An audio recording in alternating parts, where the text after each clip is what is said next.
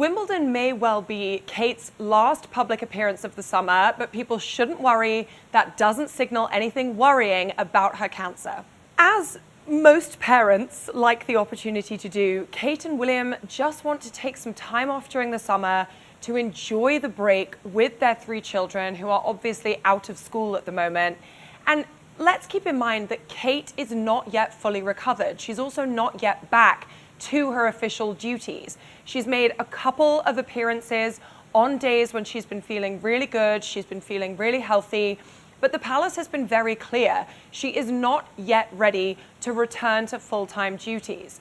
Now, Kate has always been a huge supporter of Wimbledon, a huge supporter of tennis, so it made sense that one of the few times we've gotten to see her since she was diagnosed with cancer was at that Wimbledon final, because it means so much to Kate.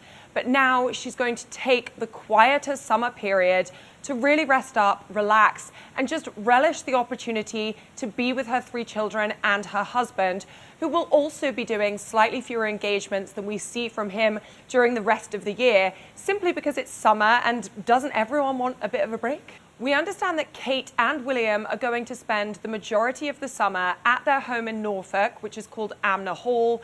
It's an absolutely beautiful estate. The kids love it there.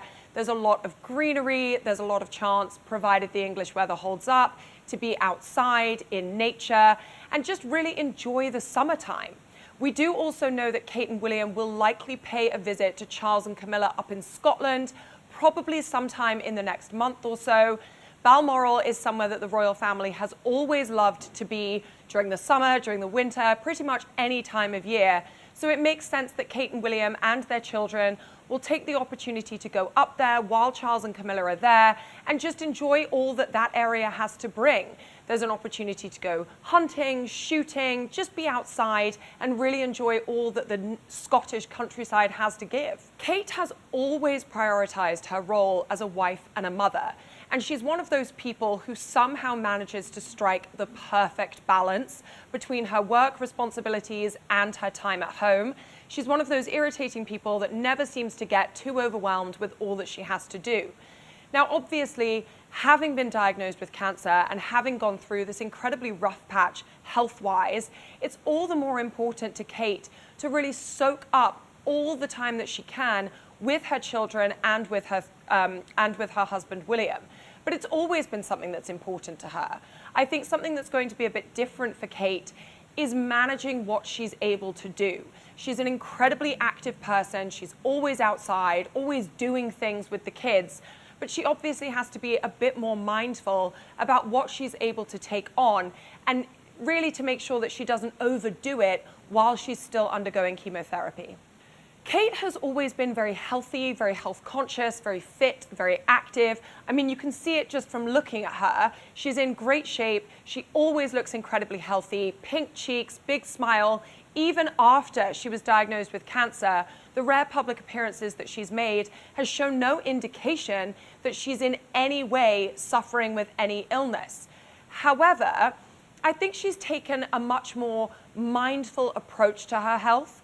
Previously, it was kind of that she would have to balance her health with her incredibly hectic schedule. You know, she would kind of eat healthily, she would be active whenever she possibly could, but she would always put her work commitments before her own enjoyment of fitness and outdoor activities and things like that. Now she's getting the opportunity to shift the balance. And not only is she really leaning into that for her personal well-being, but also because she knows that it's going to be very beneficial for her as far as getting through this chemotherapy process in the best possible way that she can. Kate looked absolutely sensational at Wimbledon, and I'm not embarrassed to say I got a little bit choked up seeing her walk out there and receive that standing ovation from every single person who was sitting around center court. And now Kate is not one to really show emotion. She's a very stoic person, much like her husband, but you could see it in her eyes that that outpouring of love and support really meant something to her. Typically, when Kate goes to an event or anything like that, she doesn't kind of stop and soak it all in. She's very low-key about the public's reaction to her, and she's very used to people applauding her, screaming with excitement, all of that stuff.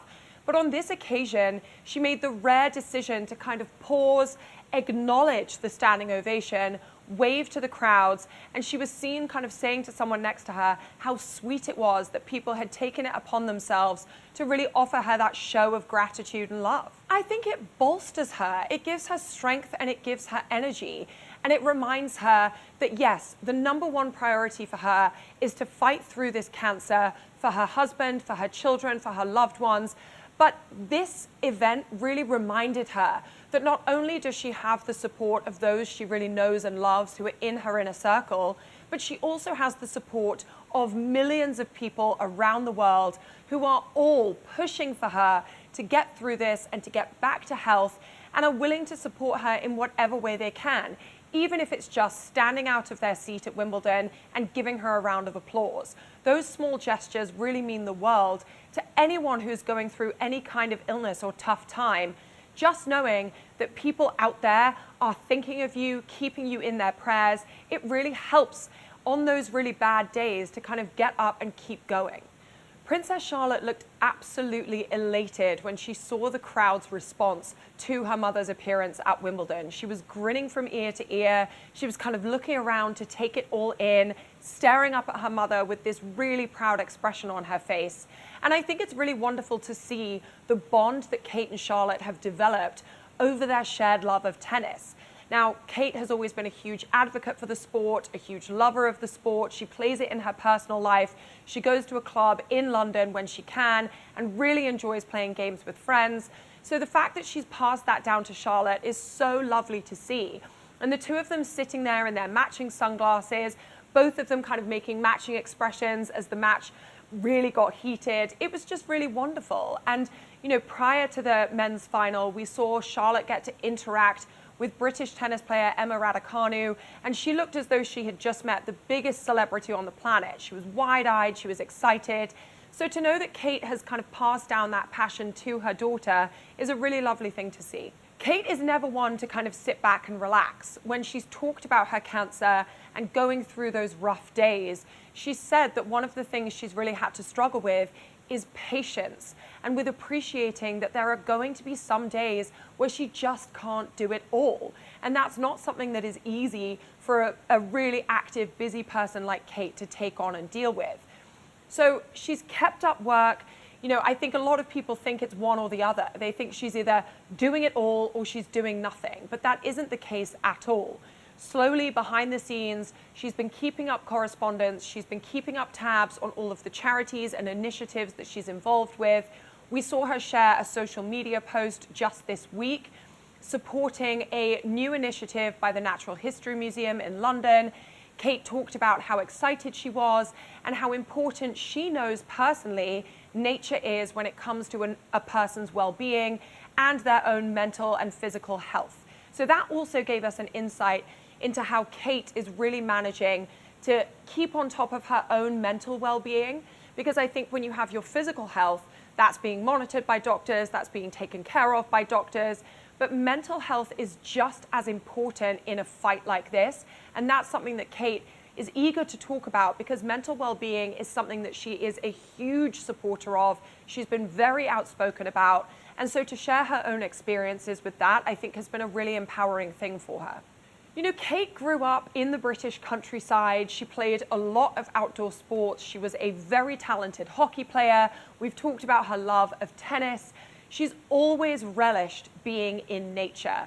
And I think now more so than ever before that she has a bit more time to really soak it up. She's enjoying the healing power that nature can bring, not only when you're doing things in nature, but just when you're existing in nature. So being out in the garden, just sitting there on a sunny day, taking in all of the beautiful surroundings that she's able to enjoy, I think she's learned a new appreciation of what nature can offer, not necessarily when you're out hiking or walking or playing tennis or playing hockey, but just when you're simply sitting there and really enjoying your natural surroundings. You know, I think right now Kate is very much going to play it by ear. Her team at Kensington Palace has been very careful not to put any kind of end date on her treatment. They've not given any indication as to when she might return, and they've taken it step by step as far as these kind of few appearances that she's made so far. So I think we should all not hold our breaths. We should wait, give Kate pause, give her an opportunity to get through the month of August, really enjoy all that the summertime has to bring, whether that's rain in the UK or a bit of shine. And I think once her children have returned to school in September, she'll start to think a little bit more seriously, obviously with approval from her doctors, about when she might slowly be able to get back to a more regular working schedule. But everyone should keep in mind that doesn't mean that there's anything wrong. It just means that she's following doctor's orders and taking all the time she needs to get through her chemo and get back to feeling fighting fit again.